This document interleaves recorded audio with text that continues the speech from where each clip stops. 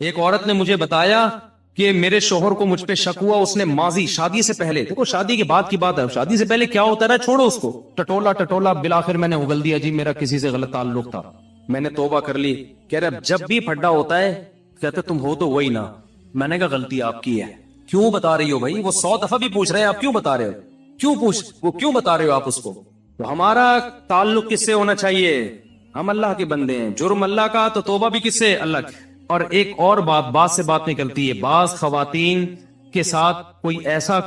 واقعہ ہو چکا ہوتا ہے کہ وہ کنواری نہیں رہتی، بعض دفعہ کوئی مسئلہ ہوتا ہے ان کے ساتھ، یا بعض دفعہ کوئی برائی ہو چکی ہوتی ہے جس سے وہ توبہ کر چکی ہوتی ہیں، وہ شادی کرتے ہوئے ڈر رہی ہوتی ہیں، تو وہ ڈر رہی ہوتی ہیں کہ شوہر کو پتا چلے گا، وہ کہے گا یہ تو کنواری نہیں ہے۔ تو وہ جب میں فون اٹھاتا تھا نا اس طرح کے مشورے بھی کہ ہم کیا شوہر کو بتا دیں، تو یہ حماقت نہیں کرنا بھائی، یہ تو کسی بھی طرح سے زائل ہو سکتا ہے، کسی بیماری سے بھی ہو سکتا ہے پردہ زائل، اور بھی 10 بازوں کے پیدائشی نہیں ہوتا، تو ایسے موقع پہ جھوٹ بولنا بھی جائز ہے۔ نہیں آ رہی بات؟ عورت کے لیے جائز ہے کہ وہ شوہر سے بولو نا، جھوٹ بول دے، وہ یہ نہ بتائے کہ میں نے بدکاری کی ہے پھر توبہ کر لی ہے، یہ اتنی تفصیل میں جانے کی ضرورت نہیں ہے، وہ بول دے بھائی یہ پیدائشی نہیں ہے، یہ جھوٹ ہے۔ لیکن کیوں؟ وجہ اس کی یہ کہ اس کمبخت کو یہ تفتیش کی اجازت نہیں ہے کہ وہ پوچھے آپ سے، جو ماضی کے قصے ہیں وہ کیا ہیں؟ وہ ختم، وہ پرانے ہیں۔ تو جو ٹوہ میں لگتا ہے نا، ٹوہ میں گھستا ہے ایک دوسرے کی ٹوہ میں، اللہ اس کو کیا کرتے ہیں؟ رسوا کرتے ہیں۔ تو گناہ ہو جائے کس سے تعلق؟ اللہ سے۔ ہم عیسائی تھوڑی ہیں کہ پادریوں سے جا کے یا پنڈتوں سے جا کے اپنے گناہ شیئر کر رہے ہوں۔ مجھے بھی لوگ آ کے بتاتے ہیں، میں کہتا ہوں یار مجھے نہیں بتاؤ کیا ہوا ہے، میں بھی انسان ہوں۔ ہاں ایک صورت میں آپ بتائیں، جیسے کوئی مریض ڈاکٹر کو اپنی بیماری بتا رہا ہوتا ہے علاج کے لیے، تو کسی بزرگ سے، کسی عالم سے آپ کا تعلق ہے، آپ سمجھتے ہیں کہ اس سے میں مشورہ لے سکتا ہوں، اور مشورہ اس وقت تک نہیں لے سکتا جب تک میں اس کو اپنا پورا مرض بتاؤں نہیں کہ میرے اندر کیا گناہ ہے جو میں چھوڑنا چاہتا ہوں مگر مجھ سے چھوٹتا نہیں۔ ایسی صورت میں پھر مجبوری ہے بتانے کی تاکہ وہ اس کا کوئی علاج بتائے آپ۔ تو اس کا خیال کرنا چاہیے۔ یہ اللہ کا دین کتنا زبردست ہے، اللہ نے ہمیں بتا دیا گناہ سے بچنا کیسے، ہو جائے تو کرنا کیا ہے۔ تو ہمارا رب ہے غفور الرحیم، جب توبہ کرو گے اللہ کہتے ہیں میں بتا دوں گا کہ میں لوگ۔ کسی نے پوچھا ہے جی ہم بستری کے بعد غسل کے بعد کھانا پینا یا کھانا وغیرہ بنانے کا کام کر سکتے ہیں؟ جی کر سکتے ہیں۔ پاکستان سے پوچھا جی اگر کوئی اکیلے میں، یعنی جب بیوی سامنے موجود نہ ہو، نہ ہی کوئی گواہ وغیرہ ہو، اور طلاق دے تو کیا طلاق ہو جاتی ہے؟ طلاق کے اسٹیمپ پیپر پہ دستخط کرنے سے کتنی طلاقیں ہوتی ہیں؟ اسی طرح اگر کوئی کسی کو بتائے کہ اس نے اپنی بیوی کو 3 طلاقیں دے دی ہیں تو کیا اس طرح بتانے سے بھی طلاقیں ہو جاتی ہیں؟ دیکھیں اکیلے میں اگر کوئی طلاق دیتا ہے نا، کوئی سننے والا نہ بھی ہو، لیکن زبان سے طلاق کا لفظ، یعنی میں اپنی بیوی کو طلاق دیتا ہوں، یہ ورڈنگ پوری کر دیتا ہے تو طلاق واقع ہو جاتی ہے۔ اور اسٹیمپ پیپر پہ دستخط کرنے سے کتنی طلاقیں ہوتی ہیں؟ جتنی لکھی ہوئی ہوتی ہے، ایک لکھی ہوئی ہے تو ایک ہوگی، 2 لکھی ہوئی ہیں تو 2 ہوں گی، 3 لکھی ہوئی ہیں تو 3 طلاقیں ہو جائیں گی۔ اگر کسی کو بتایا کہ اس نے اپنی بیوی کو 3 طلاقیں دے دی ہیں تو اس سے بھی طلاق واقع ہو جاتی ہے، کیونکہ یہ طلاق کا جھوٹا اقرار ہے، تو جھوٹا اس کے حق میں، دوسرے کے حق میں اس کو ہم سچا ہی سمجھیں گے۔ تو بیوی کو جب پتا چلے گا کہ اس نے یہ کہا ہے کہ میں نے 3 طلاقیں دے دی ہیں تو وہ یہی سمجھے گی کہ دے چکا ہے یہ، اس لیے اس کے لیے آپ کے جو ہے نا اس کو جائز نہیں ہوگا کہ وہ شوہر کو قریب آنے دے۔ تو اس لیے اگر کسی نے کسی وجہ سے جھوٹا اقرار کرنا ہے تو پہلے 2 آدمیوں کو گواہ بنائے کہ میں نے دی نہیں ہے لیکن میں جھوٹا اقرار کروں گا، تو 2 آدمیوں کو گواہ بنا دے، پھر جھوٹا اقرار کرے کہ میں نے 3 دے چکا ہوں میں ماضی میں، تو پھر وہ جب بیوی کو پتا چلے گا کہ اس نے یہ اقرار کیا ہے تو یہ 2 آدمی کو گواہ پیش کر دے کہ بھائی میں نے تو اس کو کہا تھا کہ میں نے دی نہیں ہے، میں نے جھوٹا اقرار کیا۔ تو اقرار سے طلاق واقع، جھوٹا اقرار پہ اگر 2 گواہ موجود ہیں آپ کے جھوٹ بولنے پر تو جھوٹ کا گناہ تو ہوگا لیکن اس سے پھر طلاق نہیں ہوگی۔ تو خلاصہ یہ کہ نارملی اگر کوئی اقرار کرتا ہے، جھوٹا اقرار دے نہیں رہا لیکن جھوٹ بولتا ہے کہ میں دے چکا ہوں ماضی میں، تو اس سے بھی ہو جاتی ہے۔ طلاق کا مذاق ہی نہ کیا کرو میرے بھائی۔ انڈیا سے کسی نے پوچھا ہے، گزارش یہ ہے کہ کیا ایک مسلمان لڑکا ایک ہندو لڑکی سے محبت کر سکتا ہے؟ برائے مہربانی تھوڑی سی جانکاری کیجیے، اور اس طرح کی محبت ہو جائے تو کیا کریں؟ جائز نہیں ہے بھائی، آپ کے لیے جو حلال ہی نہیں ہے، جو لڑکی آپ اس سے کیسے محبت کر سکتے ہیں؟ ہو گئی ہے تو اس کو ختم کریں، اور اگر وہ مسلمان ہو جاتی ہے تو آپ اس سے نکاح کر سکتے ہیں، لیکن مسلمان تو وہ اللہ کے لیے ہوگی نا، آپ سے شادی کے لیے تھوڑی ہوگی وہ، تو اس لیے یہ جائز نہیں ہے، حرام ہے، ناجائز ہے۔ پاکستان سے کسی نے پوچھا ہر نماز کے بعد تسبیح فاطمہ یعنی 33 دفعہ سبحان اللہ، 33 دفعہ الحمدللہ اور 34 دفعہ اللہ اکبر پڑھنے کی کیا فضیلت ہے؟ کیا فرض نماز کے بعد سنتیں پڑھ کر گھر واپسی کے دوران یہ کلمات پڑھنے پر بھی مکمل ثواب ملے گا؟ جی، فرض نماز کے بعد نہیں، سنتوں کے بعد، جب نماز مکمل ہو جائے، حدیث میں تو آتا ہے فرض کے بعد، تو مراد اس سے یہ ہے کہ جب فرض کی تکمیل ہو جائے۔ دوسری حدیثوں کو اگر ہم سامنے رکھتے ہیں اس کا مطلب یہ ہے کہ فرائض جن نمازوں کے بعد سنتیں نہیں ہیں ان میں تو فرض کے بعد ہی، جیسے فجر اور عصر میں تو فرض کے فوراً بعد، اور جن نمازوں کے بعد سنتیں ہیں تو ان میں سنتوں کے بعد یہ تسبیحات پڑھیں۔ تو اور جو ہے نبی صلی اللہ علیہ وسلم نے سیدہ فاطمہ رضی اللہ تعالی عنہا کو، اپنی بیٹی کو، یہ تسبیحات بتائی تھی، اور یہ اگر آپ نے اس وقت نہیں پڑھی ہے تو آپ راستے میں پڑھ لیں، گھر آ کے پڑھ لیں، لیکن زیادہ فضیلت وہیں بیٹھے بیٹھے فوراً پڑھنے کی ہے سنتوں کے بعد۔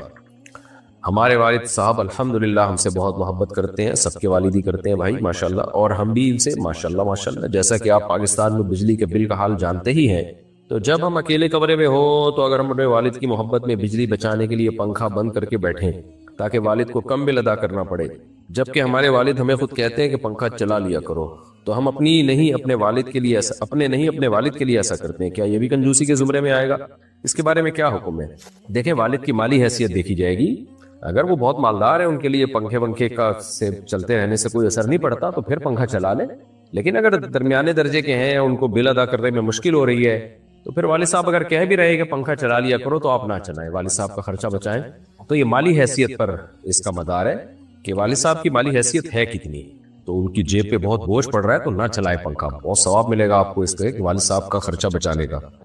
پاکستان کے نے پوچھا، اگر کسی کی عشاء کی نماز قضا ہو جائے تو بعد میں وہ شخص قضا ادا کرتے وقت صرف فرض نماز پڑھے گا یا وتر کی بھی قضا کرے گا؟ اگر وتر اس نے پڑھ لیے تھے تو پھر صرف عشاء کی نماز پڑھے گا، وتر نہیں پڑھے گا، اور اگر وتر نہیں پڑھے تھے،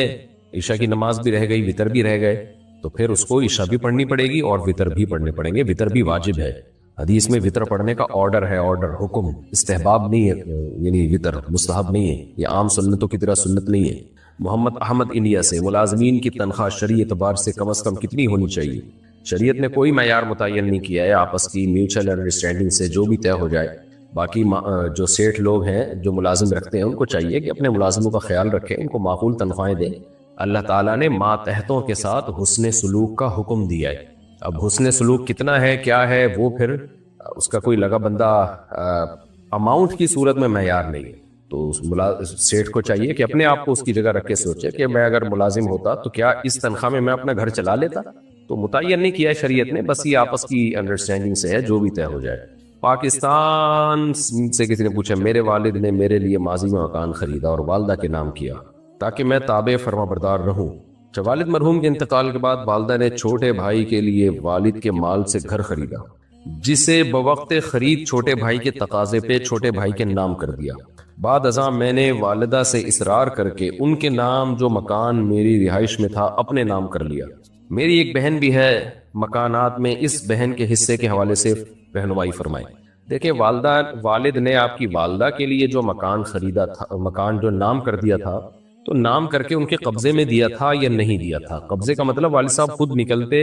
اور سامان سمیت گھر والدہ کے حوالے کرتے، تو یہ قبضہ کہلاتا ہے شرعی لحاظ سے۔ اس پروسیس کو پورا کیا تھا انہوں نے، تھوڑی دیر کے لیے نکلتے بے شک، تو پھر یہ مکان والدہ کی ملکیت میں ہے، پھر والدہ جس کو چاہے دیں۔ اگر والدہ نے آپ کو دے دیا اور دینے کے بعد قبضہ بھی دیا تو آپ اس کے مالک ہیں، اور والدہ نے، یعنی جب آپ مالک ہیں تو پھر بہنوں کا حصہ نہیں ہے۔ لیکن اگر والد نے یہ مکان والدہ کے نام کیا تھا، خالی اس طرح سے پراپر قبضہ نہیں دیا، بے شک ایک سیکنڈ کے لیے دیا ہو قبضہ، لیکن دیا نہیں اس طرح سے قبضہ، تو پھر بیوی کے نام مکان کرنے سے وہ مکان بیوی کا نہیں ہو جاتا۔ تو ایسی کنڈیشن میں، ایسی صورت میں وہ پھر آپ کے والد ہی کا مکان تھا، چاہے وہ آپ کی والدہ کے نام ہو، تو اس مکان میں وراثت جاری ہوگی، آپ کی بہن کا بھی حصہ ہوگا اس میں، والدہ کے دنیا سے جانے کے بعد، والد کے دنیا سے جانے کے بعد، کیونکہ والد کا مکان تھا۔ اور والدہ نے جو والد صاحب کے پیسوں سے آپ کے دوسرے بھائی کو گھر وغیرہ خرید کے دیا تو یہ بھی غلط کیا، کیونکہ وہ پیسے وراثت کے تھے، تو وہ والدہ نے اگر آپ کے بھائی کو دے دیا ہے خرید کر تو وہ بھی غصب ہی کہلائے گا، آپ کی پرمیشن کے بغیر دیا ہے، تو اس میں بھی پھر آپ وہ پیسے واپس لیں یا اس مکان میں حصے کا مطالبہ کریں، کیونکہ وہ والد کے پیسوں سے تھا، تو اس مکان میں بھی پھر بہن کا حصہ ہوگا، تو یا تو ان کو پیسے دیے جائیں یا اس مکان میں شیئر دیا جائے۔ پاکستان سے کسی نے پوچھا ہے، میری عمر 14 سال ہے، مجھے سوال پوچھنے کا طریقہ بھی شاید نہیں آتا، میں پریشان ہوں، میری ماں کا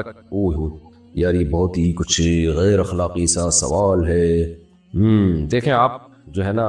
ایسی صورت میں جو ہے نا اپنی والدہ سے دور ہو جائیں آپ، اور آپ کسی وہاں کے کسی مولانا صاحب جو صحیح سمجھدار عالم ہو ان سے جا کے مشورہ کریں آپ، تو یہ بہت ہی پرسنل سا معاملہ ہے، اس کو اس طرح اناؤنس کرنا جو ہے مجھے مناسب نہیں لگ رہا، ٹھیک ہے نا، ایسا کر لیں گے۔ رسول زمان شمالی وزیرستان سے، رسول زمان نے اپنی دادی کا دودھ 2 سال سے کم عمر میں پی لیا تھا۔ اچھا بھائی، رسول زمان کی بیوی کی ماں نے، رسول زمان کی بیوی کی ماں یعنی ساس، رسول زمان سے کئی سال پہلے رسول زمان کی دادی کی دودھ 2 سال سے کم عمر میں پی لیا تھا۔ یعنی رسول زمان کی جو ساس ہے وہ اس نے بھی رسول زمان کی دادی کا دودھ پیا اور رسول زمان نے خود بھی اپنی دادی کا دودھ پیا۔ اس کا مطلب رسول زمان کی جو ساس ہے وہ رسول زمان کی بہن بن گئی تھی۔ ٹھیک ہو گیا۔ رسول زمان پر اپنی بیوی حرام ہوگا یا نہیں؟ حرام ہوگی بھائی، اگر یہ گواہوں سے ثابت ہے، یقینی طور پر ہے، تو پھر رسول زمان کے لیے اپنی بیوی سے علیحدگی اختیار کرنا فرض ہے، کیونکہ رسول زمان کی جو بیوی ہے وہ اصل میں اس کی جو ساس ہے نا، جو ساس تو رضائی بہن بن گئی، تو بہن کی بیٹی ہے وہی، وہ تو بہن کی بیٹی تو بھانجی ہوتی ہے۔ لیکن یہ ذہن میں رکھیں کہ یہ پتہ کیسے چلا کہ پیا ہے، کیونکہ اگر یہ بچپن سے یا تو مشہور تھا، سب کو پتا تھا کہ رسول زمان کی ساس نے رسول زمان کی دادی کا دودھ پیا اور رسول زمان نے بھی اپنی دادی کا دودھ پیا، یہ بچپن سے سب کو پتا تھا، اگر تو پھر تو یہ نکاح کرنا ہی نہیں چاہیے تھا۔ لیکن اگر بچپن سے یہ بات مشہور و معروف نہیں تھی، اب آپ کی شادی ہو گئی اور اب کوئی اٹھ کے کہتا ہے کہ جی یہ دودھ پیا تھا، تو گواہ طلب کیے جائیں گے۔ ایسے ہی کسی ایک دو کے کہنے سے بات نہیں ہوگی، 2 مرد ہو یا 1 مرد 2 عورتیں، تو اس پہ جو ہے نا مضبوط دلیل سے یہ ثابت ہوگا تو مانا جائے گا، ثابت نہیں ہے تو محض شک کی بنیاد پر آپ کا یہ رشتہ ختم نہیں کیا جائے گا۔ تو اس لیے اب بعض دفعہ ایسا ہوتا ہے، رشتہ طے ہونے لگتا ہے، کوئی شوشہ چھوڑ دیتا ہے اس نے تو فلانی کا دودھ پیا ہے، تو رشتے توڑنے کے لیے تو ایک عورت کی گواہی سے یہ نہیں مانا جائے گا۔ تو اس میں شک نہ کریں آپ، یہ مسئلہ وہاں کے علماء کے سامنے پیش کریں، جہاں بھی کوئی جن صاحب نے بھی پوچھا ہے، جہاں رہتے ہیں شمالی وزیرستان سے آئیے، وہاں کے علماء سے آپ پوچھیں، وہ باقاعدہ جو مفتیان کرام ہو تو وہ گواہ طلب کریں گے۔ تو جب تک گواہوں سے ثابت نہیں ہوتا، رسول زمان اپنی بیوی سے علیحدگی اختیار نہ کرے اور کوئی شک و شبہ نہ کرے، اس میں وہم نہ کرے۔ لیکن اگر گواہوں سے ثابت ہو جاتا ہے پھر علیحدگی اختیار کرنی پڑے گی۔ پاکستان سے کسی نے پوچھا، میں نے دیکھا ہے کہ بہت سی مائیں اور عورتیں چھوٹے بچے یا نانی کو نہلانے کے بعد یا ویسے کپڑے بدلنے کے لیے بجائے الگ کمرے میں، نانی کو، نانی نہیں لکھا ہوا، کچھ اور لکھا ہوا ہے، دوبارہ سے، میں نے دیکھا ہے کہ بہت سی مائیں اور عورتیں چھوٹے بچے یا بچی کو نہلانے کے بعد یا ویسے کپڑے بدلنے کے لیے بجائے الگ کمرے میں لے جانے کے سب کے سامنے ننگا کر کے بٹھا کے کپڑے بدلنا شروع کر دیتی ہیں، چاہے کوئی بھی پاس بیٹھا ہو، ماموں، چچا، تایا، نانا، دادا، کوئی شرم و حیا نہیں خود کو بھی۔ میں اس بات کو بہت زیادہ مایوس سمجھتی ہوں۔ ویسے تو میں دونوں کے حق میں نہیں ہوں، بچہ ہو یا بچی، لیکن خاص طور پر بچیوں کے معاملے میں یہاں سے ہی تو حیا کا آغاز ہوتا ہے۔ دوسرا، اگر چھوٹے بچے بھائی بہن بھی ہوں تو ان کو بھی کہنا چاہیے کہ باہر جاؤ، اس طرح بچے بھی حیا سیکھیں گے۔ ایسی عورتوں کو کیسے سمجھایا جائے؟ اور اگر وہ عورتیں آپ سے بڑی بھی ہوں، جیسے ساس، نند، بھابھی، آنٹی، کیونکہ لوگ برا بھی مان جاتے ہیں چاہے صحیح بات بتائی جائے، دین کی روشنی میں وضاحت فرمائے۔ دیکھیں اس کا تعلق بچے بچی کی عمر پہ ہے، کتنی عمر ہے ان کی، بہت چھوٹی عمر ہے، 2 سال، 2.5 سال، 3 سال، 4 سال، تو اس میں تو گنجائش ہے، لیکن عمر تھوڑی زیادہ ہو تو پھر حیا کا تقاضا یہی ہے کہ سب کے سامنے، خاص طور پہ بچی کو پورا برہنہ کر کے اس کے کپڑے بدلنا یہ ٹھیک عمل نہیں ہے۔ اگرچہ پردے کے حکام تو 10 سال کی عمر کے بعد جا کے متوجہ ہوں گے، لیکن اس سے پہلے بھی بچیوں کو حیا سکھانا یہ بہرحال ضروری ہے، بچوں کو بھی بچیوں کو بھی۔ تو بہت چھوٹی ہے 2-3 سال کی، اس کے تو کوئی حرج نہیں ہے، لیکن تھوڑی سی بھی سمجھدار بچی ہو تو پھر آپ کی بات بالکل درست ہے، تو اس کی تبلیغ کرنی چاہیے محبت کے ساتھ کہ بھئی ان کو الگ لے جا کے کپڑے بدلیں تاکہ ان میں شرم اور حیا پیدا ہو، ورنہ سب کے سامنے کپڑے اتارنے کی جو آج کل ہو رہا ہے، آپ دیکھ لیں جو خواتین کی ڈریسنگ ہے، آدھے کپڑے پہن کے مردوں میں آ کے بیٹھنا، وجہ اس کی ہے کہ حیا ختم ہو گئی ہے۔ یہ بچپن سے ہی حیا پیدا کی جاتی ہے۔ باقی ساس، نند، بھابھی، انٹی، ان کو سمجھانا، ان میں سے انٹی کو تو شاید سمجھا سکتی ہیں، ساس، نند، بھابھی وغیرہ کو آپ کائنڈلی کوشش نہ کریں سمجھانے کی، کیونکہ انہوں نے اگر آپ کو سمجھایا تو آپ کسی اور کو سمجھانے کے قابل نہیں رہیں گی۔ انڈیا سے کسی نے پوچھا، اگر کوئی یہ کہہ دے کہ اللہ کافر کو بھی معاف کر سکتا ہے، یا کوئی اگر یہ کہہ دے کہ اللہ کسی کو اپنی کوئی صفت دے سکتے ہیں، کسی کو اپنا اختیار دے سکتے ہیں، چاہیں تو اللہ تعالیٰ اپنے کو فنا کر سکتے ہیں، اگر اللہ ہمیں شرک کا کہتے ہیں تو ہم شرک کرتے، اگر اللہ ہمیں شرک کا کہتے تو ہم شرک کرتے، اس طرح کے کوئی الفاظ کہے تو کیا ایسا کہنے سے ایمان چلا جائے گا، نکاح ختم ہو جائے گا؟ ایسا کہنے والے کو نفسیاتی ہسپتال میں جمع کرا دینا چاہیے۔ فضول قسم کی چیزیں لوگوں کے دماغوں میں وسوسے پیدا کرتے ہیں۔ باقی اللہ یہ کہنا کہ اللہ کافر کو بھی معاف کر سکتا ہے دنیا میں، تو یہ بات درست ہے، دنیا میں معاف کر سکتا ہے اگر وہ توبہ کر لے، آخرت میں معاف نہیں کرے گا۔ اگر کوئی یہ کہے کہ اللہ آخرت میں کافر کو معاف کر سکتا ہے، کر سکنے کا مطلب یہ کہ طاقت اور قدرت تو ہے لیکن کرے گا نہیں وہ، تو اگر کوئی یہ کہتا ہے کر سکتا ہے، یعنی ہے ہو سکتا ہے کر لے، تو یہ پھر ناجائز حرام ہے۔ اللہ نے کہا ہے کہ یہ نہیں ہو سکتا، جو ایمان کے بغیر دنیا سے چلا گیا میں اس کے معاف نہیں کروں۔